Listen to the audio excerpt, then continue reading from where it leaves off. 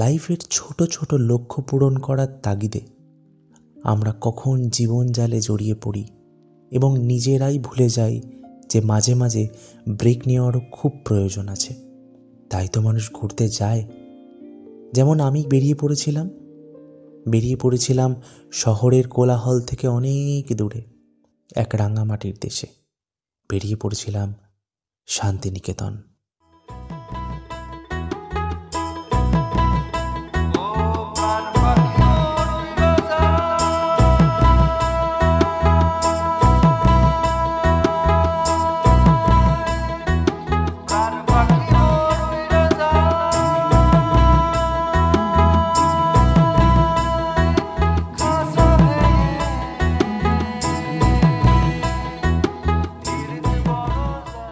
হাওড়া থেকে ট্রেনে করে পাড়ি দিয়েছিলাম এবং ট্রেনের বাইরের খোলা আকাশ, মাঠ, ঘাট যতই দেখছিলাম ততই আমাদের মনের মধ্যে জমে থাকা চিন্তার বাঁধন ধীরে ধীরে আলগা হচ্ছিল।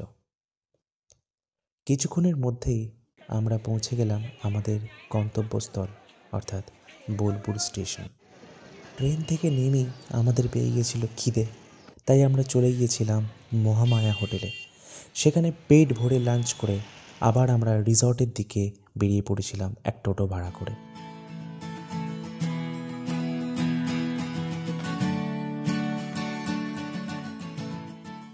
টোটো করে রিসর্টের দিকে যাবার পথে বোলপুরের কিছু বিশিষ্ট দর্শনীয় স্থান আমাদের চোখে পড়েছিল, যেমন তিন পাহাড়, বিশ্বভারতী ক্যাম্পাস। কিন্তু আমরা সেইগুলি পরে ভালো করে দেখব বলে টোটো না দাঁড় করিয়ে সোজা রিসর্টের দিকে যাব বলে ঠিক করেছিলাম, কারণ আমাদের প্ল্যান ছিল একটু অন্য। বিকালে আমরা সোনাঝুরির হাটে যাব তাই ঠিক করেছিলাম, তাই সোজা ফ্রেশ হওয়ার জন্য চলে গেছিলাম রুমে। সোনাঝুরি হাটে যাবার পথে আমরা পড়লাম জ্যামে, তাই মাঝপথে টোটো থেকে নেমে বাম দিকে কোপাই নদীর ক্যানেল ধরে পায়ে হেঁটে এগিয়ে যেতে শুরু করলাম। ভাবিনি যে জ্যাম কলিশন থেকে বাঁচবার জন্য ঘুরতে এলাম, এখানেও ঠিক একই দৃশ্য দেখতে হবে। হাঁটতে হাঁটতে একটু বোর লাগায় আমার বন্ধু গান শুরু করলো।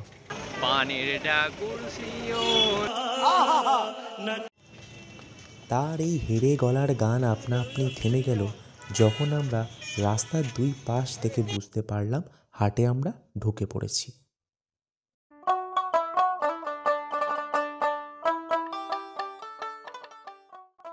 বর্তমানের বড় বড় শপিং মলের ঠেলায় হাট বাজার প্রায় উঠেই গেছে। সোনাঝুরির হাট একেবারে তার ব্যতিক্রমী নিদর্শন। রাঙা মাটির বুকে বাংলা সংস্কৃতি ও নানা হস্তশিল্পের যেন এক মেলা বসেছে। মনে হচ্ছিল এক অন্য জগতে এসে পৌঁছেছি। হাটের মাঝে ভেসে থাকা একতারা সুর মনে যেন আরও মুগ্ধতা এনে দিচ্ছিল।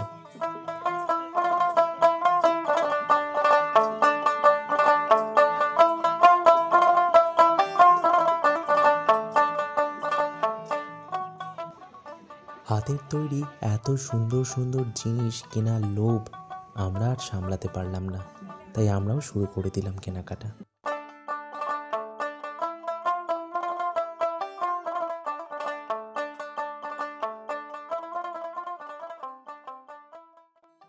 কেনাকাটা শেষ করে হাট থেকে বের হওয়ার মুখে আমাদের পা আবারও থমকে গেল।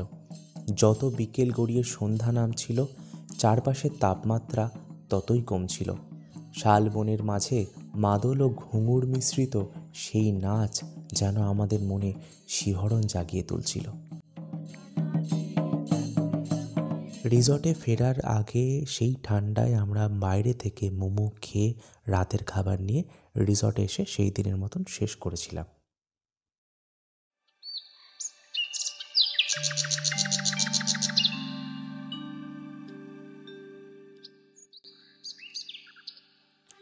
সকালটি শুরু হয়েছিল স্বপ্নের মতন। পৌষের মনোরম বাতাস, মিঠে রোদ, পাখির গুঞ্জন, যেন এক আলাদা অনুভূতি। আমাদের রিসর্টটিও ছিল গ্রাম্য আদলে তৈরি।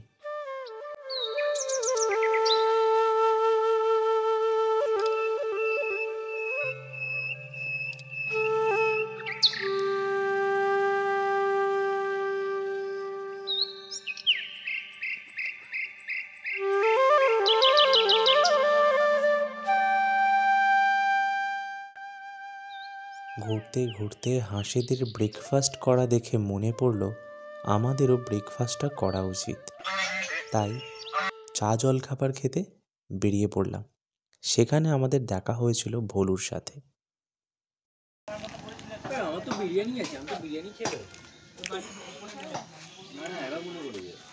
ভোলু পেছন পেছনে আসছিল, ভোলু খুব ভালো।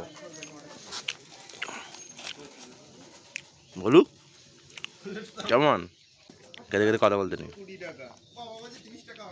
আমার দেওয়া কেকের টুকরো আনন্দে শেষ করার পর ভেবেছিলাম সে আমাকে একটু সঙ্গ দেবে, কিন্তু তার খাওয়া হয়ে যাবার পর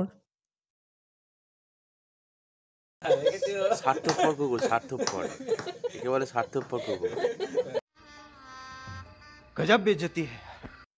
ব্রেকফাস্টের পর স্নান করে সারা দিনের প্ল্যান করে বেরিয়ে পড়েছিলাম। প্রথমে গিয়েছিলাম মা কঙ্কালীর মন্দিরে।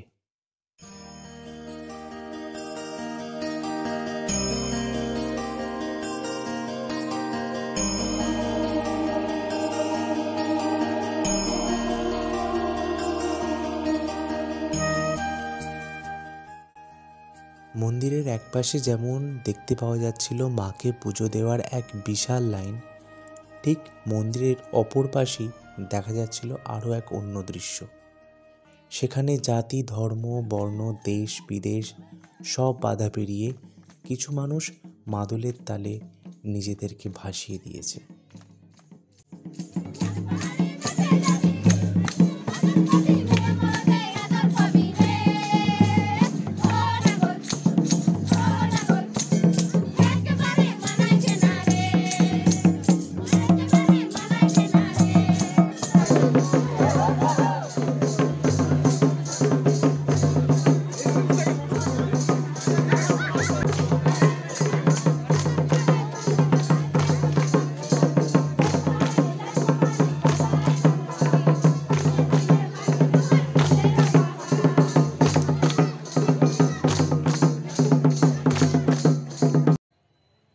তারপর আমরা চলে গিয়েছিলাম শান্তিনিকেতন মিউজিয়াম।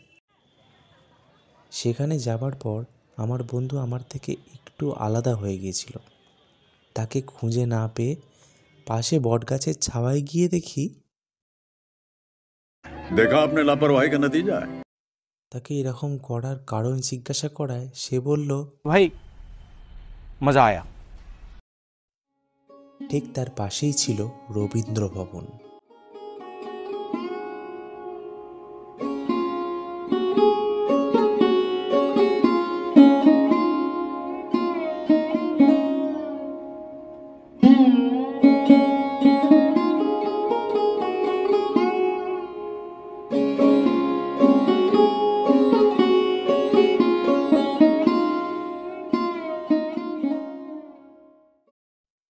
আগেও ছোটবেলায় এই গাড়িটা আমি একবার দেখেছিলাম, তখন একটা কথাই মনে পড়েছিল। গাড়িটা যখন আবার দেখতে পেলাম তখন মনে প্রশ্নটা আবারও জাগলো।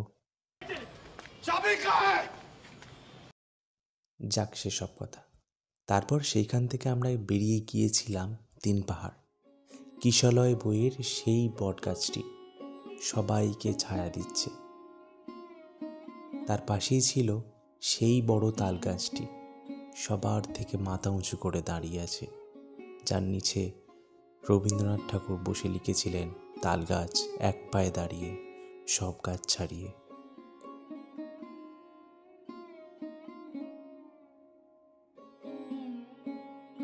পৌঁছে গিয়েছিলাম নোবেলজয়ী অমর্ত্য সেনের বাড়ি।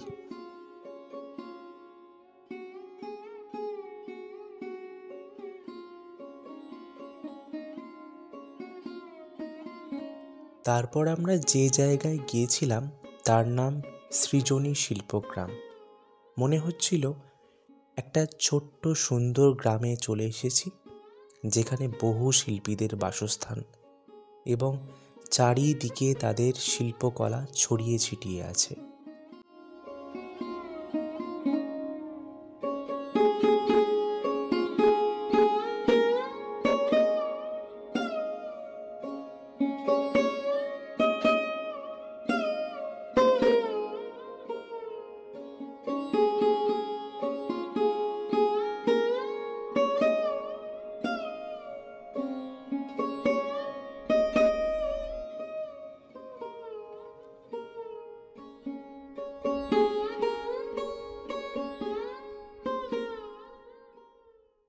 সৃজনী শিল্পগ্রামে অনেকক্ষণ সময় কাটিয়ে আমরা আবার টোটো ধরে চলে গিয়েছিলাম সরকারের বাড়ি বা সুরুল রাজবাড়ি।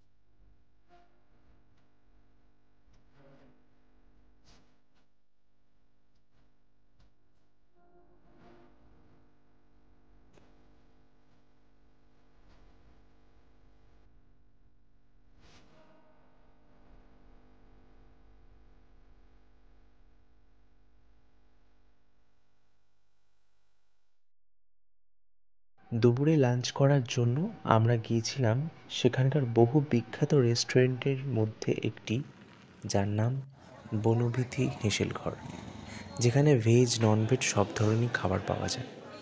এই থালাটা আমি পুরোটা খাইনি, খেয়েছিলাম ডাক কারি।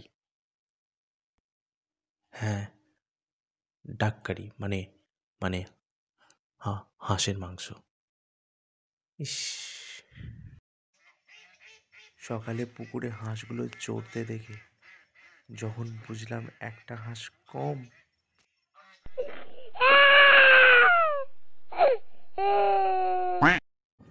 মনে কষ্ট নিয়ে রিসর্ট থেকে চেক আউট করেছিলাম এবং স্টেশনে যাওয়ার আগে আমরা আরও কিছু দেখার জায়গা ঘুরে নিয়েছিলাম।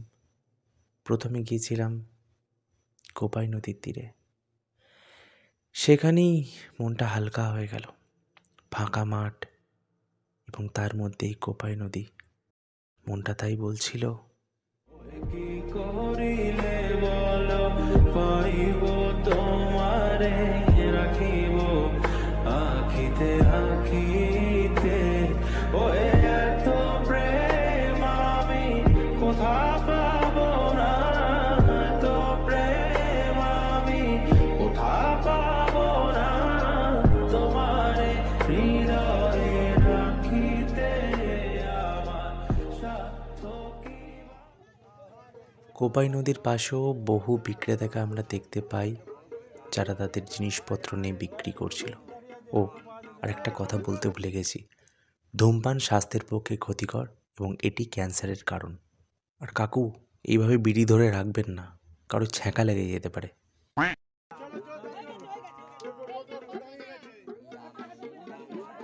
এখানকার জলটা লাল হয়ে গেছে, তো আমাদের অর্ণব ভাই বলছে যে কেন লাল হয়েছে এটা? বাঁকুড়া মাটি, তার একটা বিক্রিয়ায় একটা প্রসেসিং ও চলাকালীন সায়েন্স পর ও বাবা বাবা, এইটা এই প্রসেসে এসে এই যে ল্যাটিন আর ইউলোর সাথে মিশে একটা বিক্রিয়া করে এইতে পরিণত হয়ে যাচ্ছে। अरे कहना क्या चाहते हो? বাবা তুমি কিসের স্টুডেন্ট? Bachelor of commerce.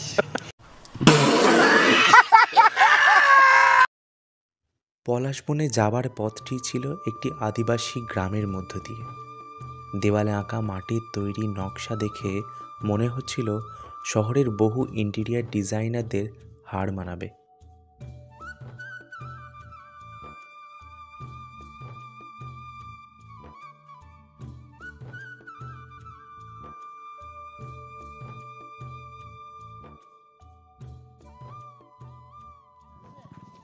পলাশবনে ঢোকার পথে আমরা একটা কথা জানতে পারলাম যে বন দপ্তর থেকে টোটো কিংবা কোনো ভারী গাড়ি নিয়ে ঢোকা নিষেধ করেছে, কারণ তাতে সেই বনে বেড়ে ওঠা বহু চারা গাছ নষ্ট হচ্ছে এবং মাটি নতুন গাছ জন্মাবার অনুপযোগী হচ্ছে। তাই আমি আমার সকল ভিউয়ার্সদের বলছি, তোমরা এই কথাটি মাথায় রেখে পলাশবনিতে ঘুরতে এসো।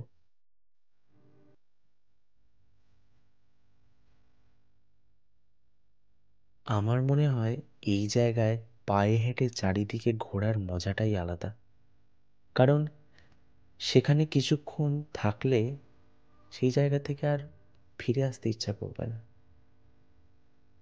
তার মধ্যে যদি পলাশদার মতন কাউকে পেয়ে যাই, যে আমাদেরকে খাইয়েছিল কামরাঙা মাখা, সেই জঙ্গলের মধ্যে তার স্বাদই ছিল আলাদা।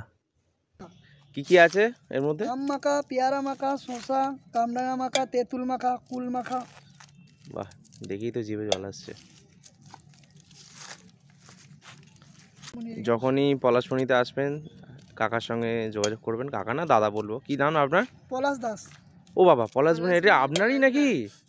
তোমাদের আমার নাম পলাশ দাস। পলাশমণিতে এসে পলাশদার সঙ্গে দেখা করবেন, ঠিক আছে? ওটা কামরাঙা। তোমার লটারি কাটতে আমাদের কি হয়েছে দাদা? হুম হুম, আমাদের এই জন্য দারুণ দারুণ। পলাশদার হাতে জবাব নেই। খেতে খারাপ লাগলে ডবল পয়সা খাবেন। আম মাখা, খেতে পেয়ারা খারাপ মাখা। লাগলে ডবল পয়সা। কি আমাদের দিতে হবে না? তুমি দেবে। না, আমি দেবো। मस्त जोक मारा रे ये हंस रे हलकट हंस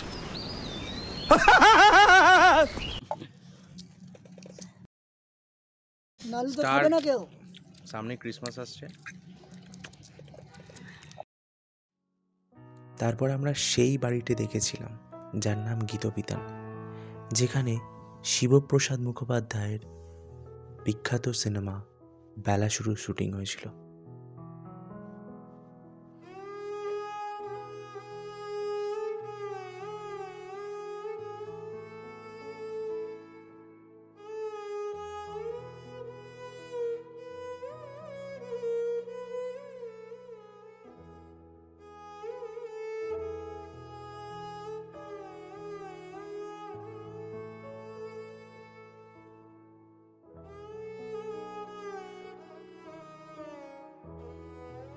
সেটিই ছিল আমাদের শেষ দর্শনীয় স্থান। সেখান থেকে সোজা চলে গিয়েছিলাম আমরা স্টেশনে এবং সেখান থেকে ফিরে গিয়েছিলাম আমাদের ব্যস্ত জীবন।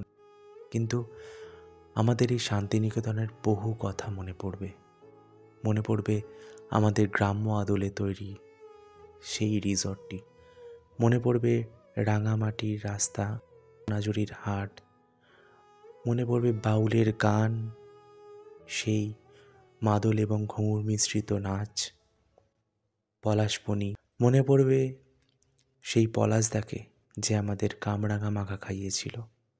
বিশেষ করে মনে পড়বে সেই ভোলুকে যে আমার কেকের টুকরো খেয়ে চলে গিয়েছিল। এই গোল্ডেন মেমোরিজগুলো নিয়ে আবারও ফিরে আসবো এই রাঙামাটির দেশে। ততক্ষণের জন্য বিদায়।